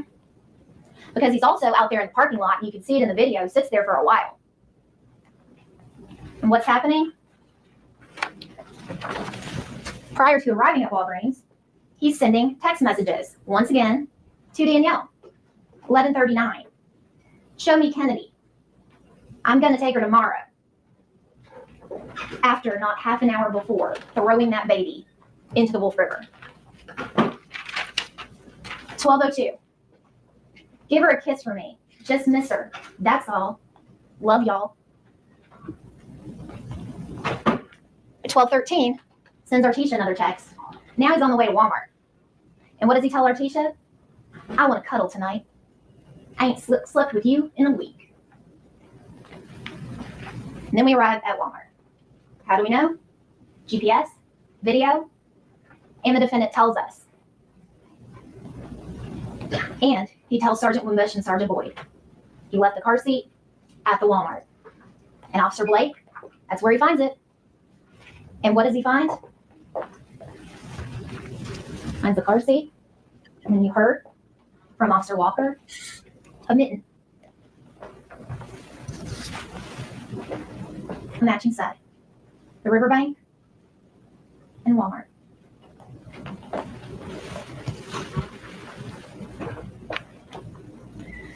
Then he goes to Stacy Road.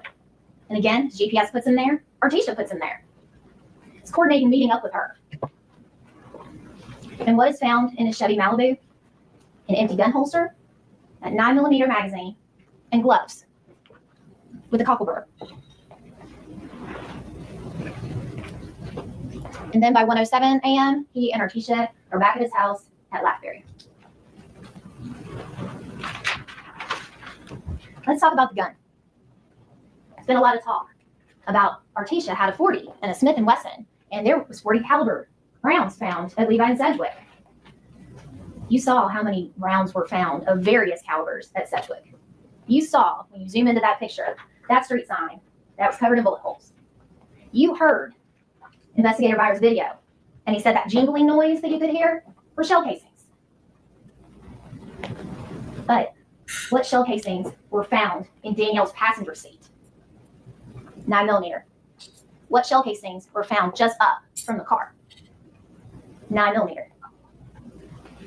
What magazine was found in the defendant's center console of his white Chevy Malibu? 9mm. And if you look closely, from in front of the Chevy Cruze, Hornady, shell casing. In the passenger side of Danielle's vehicle, Hornady 9mm shell casing. And in the defendant's car, live rounds, Hornady 9mm. And what did the defendant tell us he did with the gun? He threw it in the river. What did we find? We didn't find the gun, but we found his gun box. And what was in that? More magazines for a 9mm.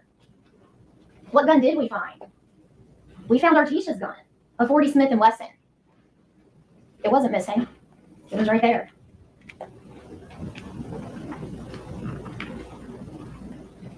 And then you look at the scene at Levi and Sedgwick, and you can see, and those are placards 12 and 13. Those are those two shell casings from a 9mm in their Hornady brand. And what did the defendant tell us in his statement about what happened? After he shot Danielle, the car rolled. You can see a pile of glass fairly close to those 9mm shell casings. And you can see Danielle's car in the distance as if it rolled. Now, at one point, the defendant tells investigators, after he's had some time to reflect, oh, Danielle was an accident. Ladies and gentlemen, you heard Dr. Collier. Danielle was shot 5 times, in the head and in the face. This was not an accident. This was a premeditated execution. Then we have the DNA, the Adidas slide, seen on the defendant that night in that Ring camera video, found in the trunk of his white Chevy Malibu. And what did he tell officers about that during the interview? He said that Danielle's blood would be on the slides. He even specified which one, the left. And which one had Danielle's DNA, according to Agent Balzac? The left. And then he sits through that interview the entire time wearing those white socks with Danielle's blood on them. And you saw that he had a pair of black socks over them. And that blood had seeped through to those white socks. But Officer Carlisle found them. They went to the TBI to be tested, and once again, Danielle's blood on those socks that were on the defendant's feet. Ladies and gentlemen, the term victim is used a lot. But Danielle and Kennedy were more than that. Danielle was a mom. She was 27 years old. She was a girl mom. She had 9-year-old Jariah and her new baby, Kennedy. And then there's Kennedy, who will forever be, frozen in time, less than 2 days old, never getting the chance to grow up. Danielle's mistake was getting involved with that man. Danielle and Kennedy.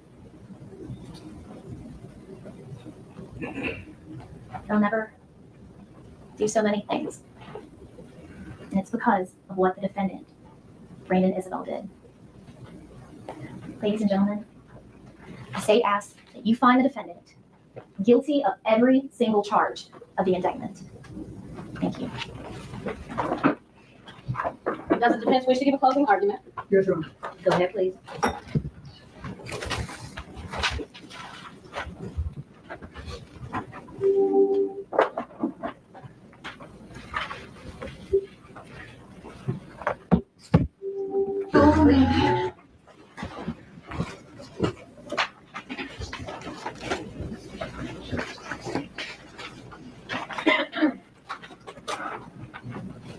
Good afternoon. I'm a long time. And always fun.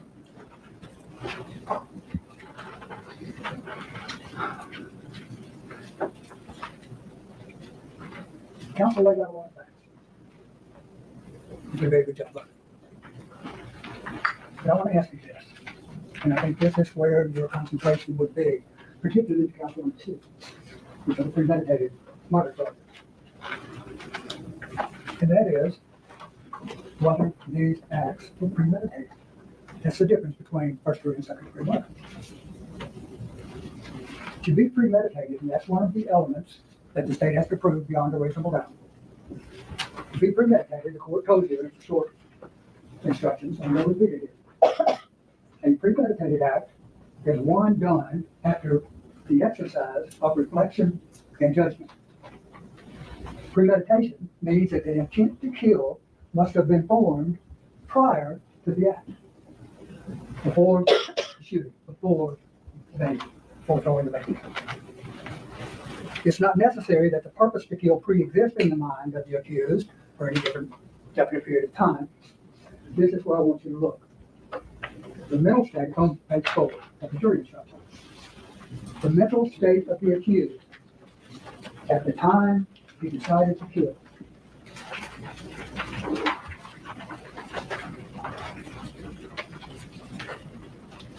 Midway of the page.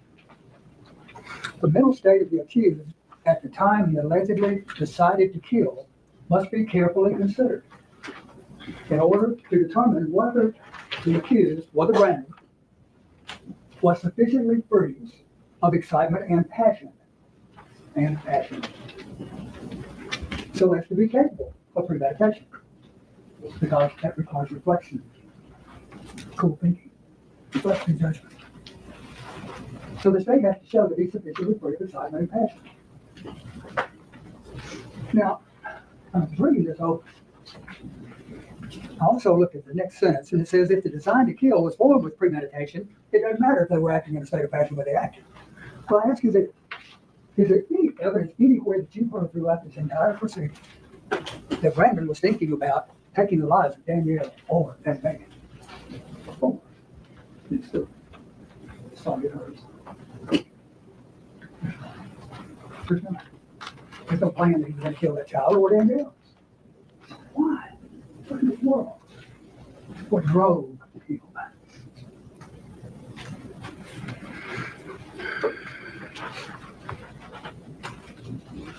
That's what he moved our teacher. Could it be any doubt from what we've heard, and even from the state's argument, that he was head over heels in love with her? That's passion. Head over heels in love with her. And what would she do? How would she, let's look at the situation. What we've got is Brandon and Artisha over here, and they're hot couple. And you've got Danielle and the baby over here. Now, Artisha does not want him around Danielle. She says she's a nobody. It's the baby. And you told me it's not yours. She wants him for herself. And she even says in her statements, she's a narcissist. She wants him to herself. And I respectfully say, to me, and I hope to you, that she manipulated him. She tortured him, his love. And I'll tell you why I say that.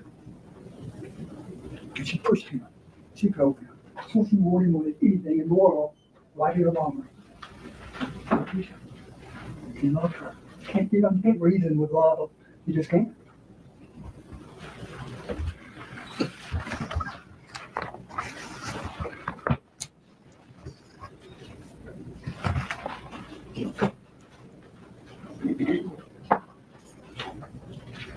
a few of these, and it's a big stack.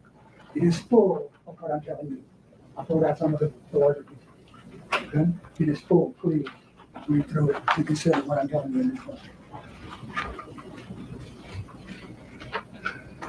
On the 30th, at almost midnight,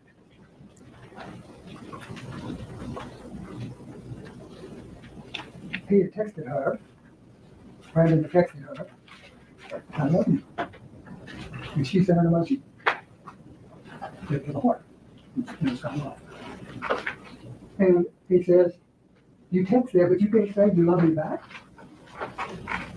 What would you do? What would she do here? Let's look at the time we're at. Was the day before the baby's born.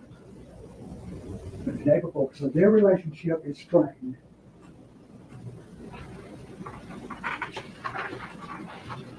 And he's still not. And she just says, when he says, you can't say you love me back, she just says, get there safe. Get there safe. Wow. Good night. Tell you what. He says, you're doing this to me at a time like this. We're going to have a safe delivery. I'll talk to you when y'all get the results. What results is he talking about? The DNA. The DNA results. Because Brandon's told her all this time, copy out here. She's wanting to know what the results are going to be. I'll talk to you when you get the results. But she goes through. She said, let me know the results. My stomach hurts, so this relationship is at stake. Now to Brandon, that's shaking his world, because he is in love with Artisha.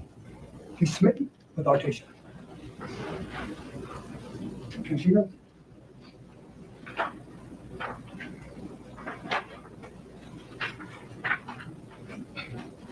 And so he texts her and says, look, do you want this or not? You want to be with me or no? And her response is no or no. I think she's going to be in the way.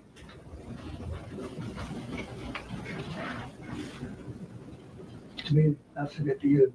That's an important statement there on page 11. I think she's going to be in the way. What's she getting at? I'm saying it. What's she getting at?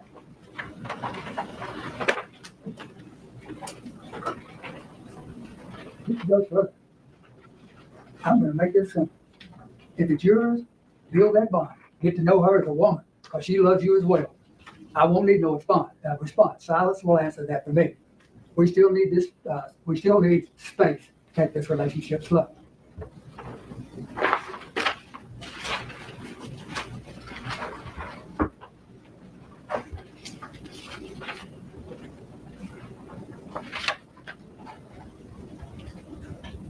And talking about the birth certificate, sign it if it's yours. If it's yours, sign it. Don't call me. Don't call me if it's yours. That's what you're saying.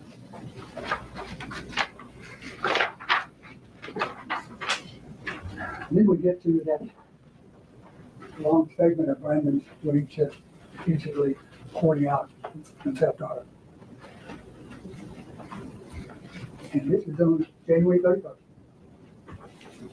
at 3:48. I just want to make his delivery. I really want to say this to your effing face. No emojis needed this time. Look, I have been love you, Artisha Lachey Isabelle. I would have his last name. Of course, wife her his wife.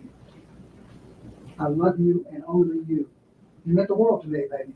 I want to say this to your face. No tears needed, because I want you to understand where this is coming from, my heart. This makes me look at women different. When I got with you and found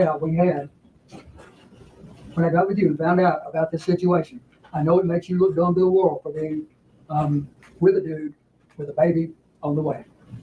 And I heard the same thing from people when you were pregnant. People were saying it was my baby. How do I feel? Why am I with someone else's baby mama having sex, etc.? But I tuned it out because I knew what I wanted eventually. It took me a long time to make the move. And that's only because I know how my heart is, as you have clearly seen twice. When I love hard, and it breaks me down to let somebody that's my world leave me. I visited it long before us. I visited it being us five together. And I respectfully submit to you what he's talking about is him and our teacher's child, Aaliyah, Kingston, his one child, and the baby. Like I talked, five of us together, and I talked to Denisha about it.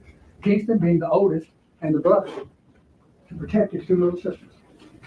Me and Kingston being the men of the house to protect our three queens.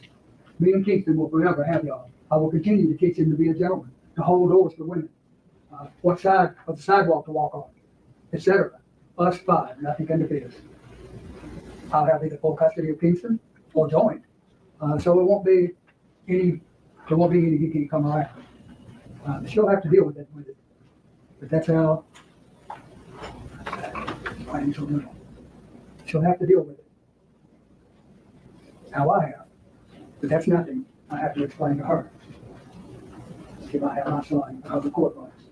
And Danielle, time will tell. This is on the first verse. Time will tell, but if you're willing to talk to her, like you say you are, then maybe that'll be a good start to something special for us and for the baby. I would say, talk to Danielle. She might be reasonable. Maria, I would advise anybody to talk to her. And as I said there, I thought about all this. I would want somebody by my side to be a great stepmom and even a greater mom, mother.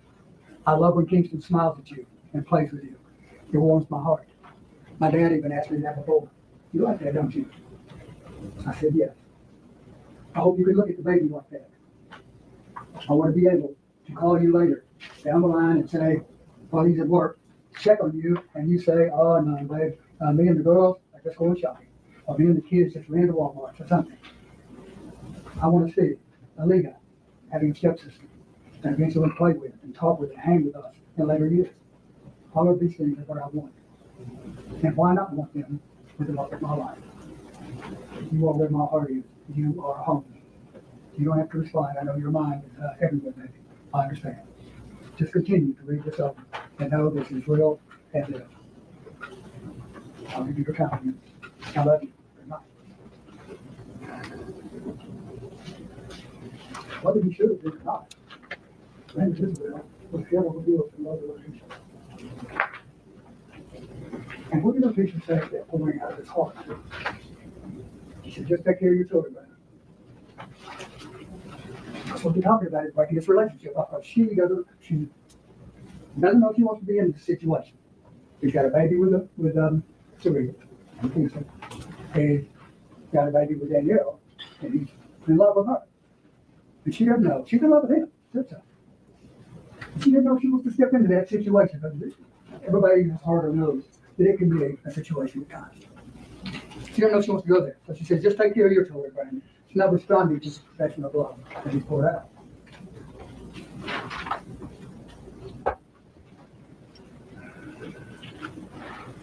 She said, don't want to look any dumber.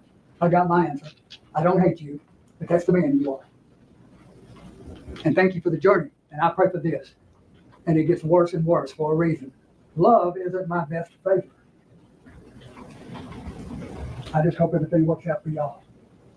So she's playing now. When you go to Danielle, everything will work out for y'all. It'll be okay, knowing that he is in love with her. Yes, she's a good woman, and she can help you through it a lot. Just give her a chance. For me, this is my last name. He can go, what do you mean, the man I am? What's that? You knew all the time. Sure, baby? But can you please leave me alone? Please leave me alone. And she keeps writing. Thank you, man. What's her full name?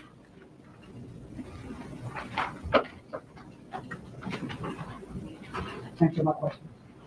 What's her full name? She says, if it's yours, I don't want to talk to you anymore.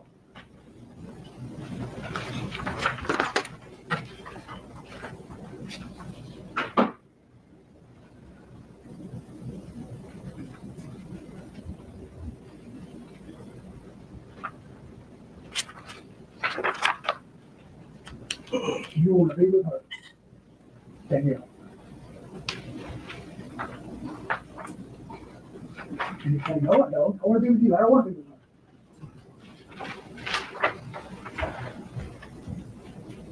And she goes to the kind of reverse psychology again. I'm trying to get y'all to be a family.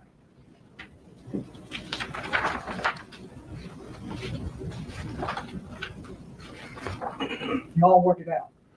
I regret this.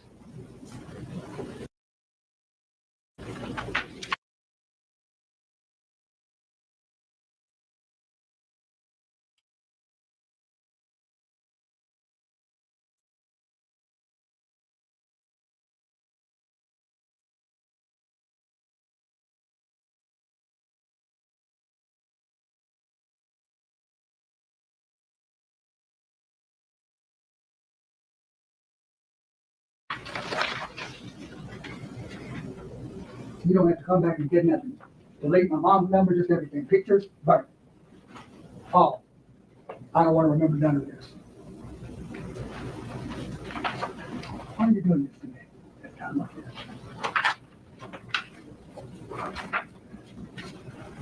And now she turns to, I'm hurt. I'm very hurt. I just want to cry and be healed.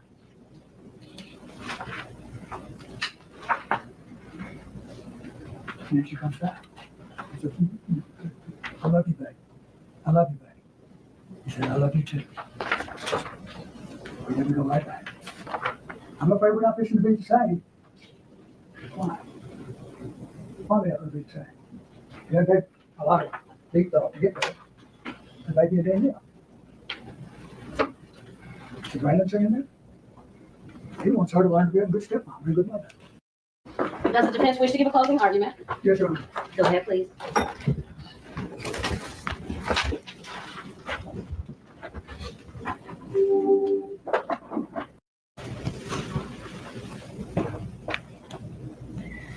Then he goes to Stacy Road. And again, GPS puts him there, or Tisha puts him there. It's coordinating me. One of your members as foreperson who will preside over your deliberations. When you have reached a verdict, you will return with your decision to this courtroom, and your foreperson will deliver the appropriate verdict form to the court. The defendant has been charged with several crimes.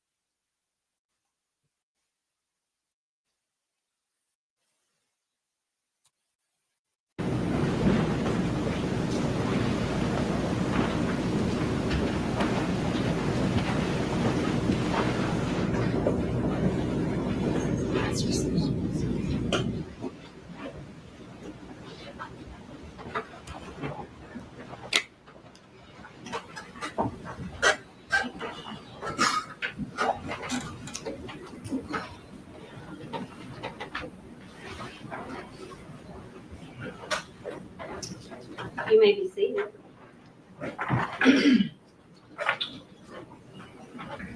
It is my understanding that the jury has reached a verdict in the matter of the state of Tennessee versus Brandon Isabelle. Is that correct? Yes. Will you please identify your foreperson? You've reached a verdict in this case. We have. Will you please pass up the file? That's fine. Please silence all cell phones.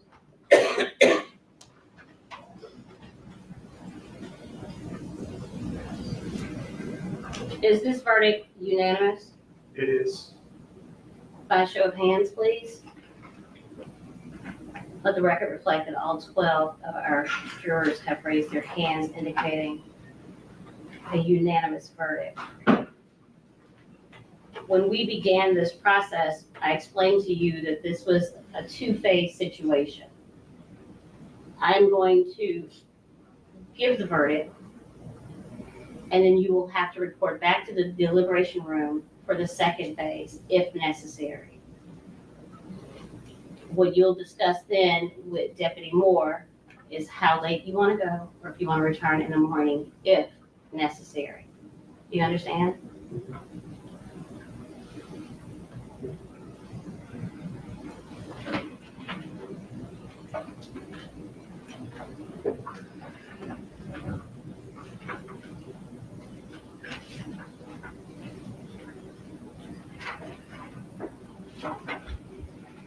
Mr. Isabelle, will you please stand? Mr. Isabelle, a jury of your peers has found you guilty of the first-degree premeditated murder as charged in count 1 of the indictment. Mr. Isabelle, the jury has found that you guilty of the first-degree murder premeditated killing as charged in count 2. Mr. Isabelle, we the jury find the defendant guilty of first-degree murder killing in the perpetration of aggravated child neglect as charged in count 3. Mr. Isabelle, as to count 4, we the jury find the defendant guilty of aggravated child neglect as charged in count 4 of the indictment. And Mr. Isabelle, we the jury find you guilty of especially aggravated kidnapping as charged in count 5 of the indictment. I will ask the jury to retire to. Jurors excused, Dr. Step.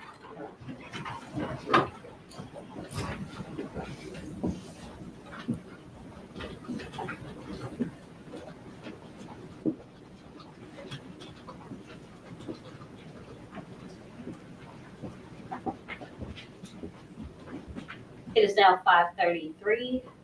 Strike that 5:31. We will begin our second phase at 6:00 p.m. should the jury decide to go forward tonight. Recess. Stand for recess.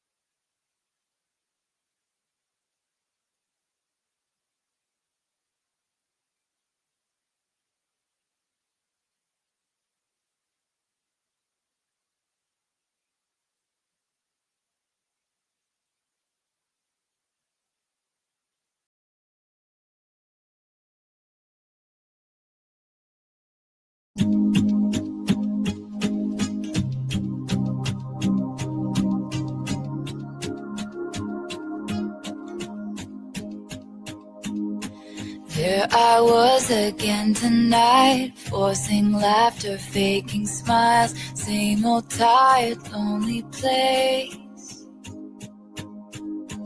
Walls of insincerity, shifting eyes and vacancy, vanished when I saw your face. All I can say is it was enchanting to meet you.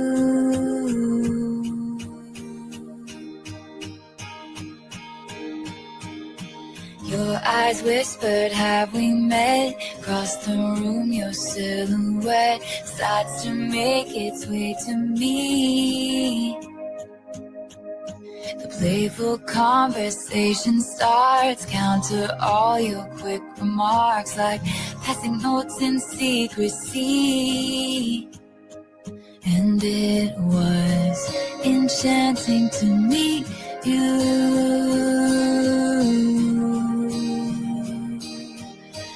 All I can say is I was enchanted to meet you.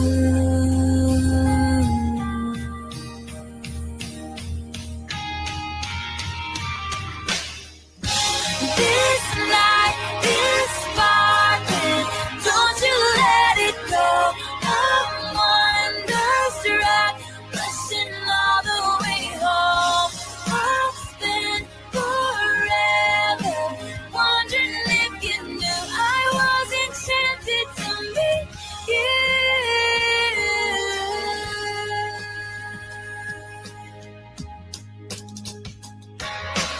Lingering question kept me up 2 a.m. Who do you love? I wonder till I'm wide awake. Now I'm pacing back and forth, wishing you were at my door. I'd open up and you would say, hey, it was enchanting to meet you. Forcing laughter, faking smiles, same no tired, lonely place. All I know is I was walls of insincerity, shifting eyes and vacancy, vanished when I saw your face. All I can say is it this night enchanting to me. Don't you let it go. I'm wonderstruck, rushing all the way home. Your eyes whispered, have we met? Across the room, your silhouette starts to make its way to me. Playful conversation starts, counter all your quick remarks like passing notes in secrecy. And it was enchanting to meet you.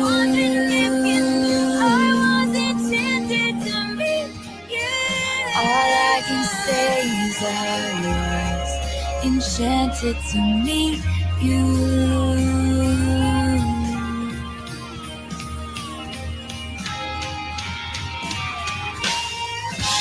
This night is sparkling, don't you let it go. I'm wonderstruck, rushing all the way home. This was the very first day I read, wondering if my thoughts were enchanted to me. These are the words I held back as I was leaving too soon. A lingering question kept me up 2 a.m. Who do you love? I wonder till I'm wide awake.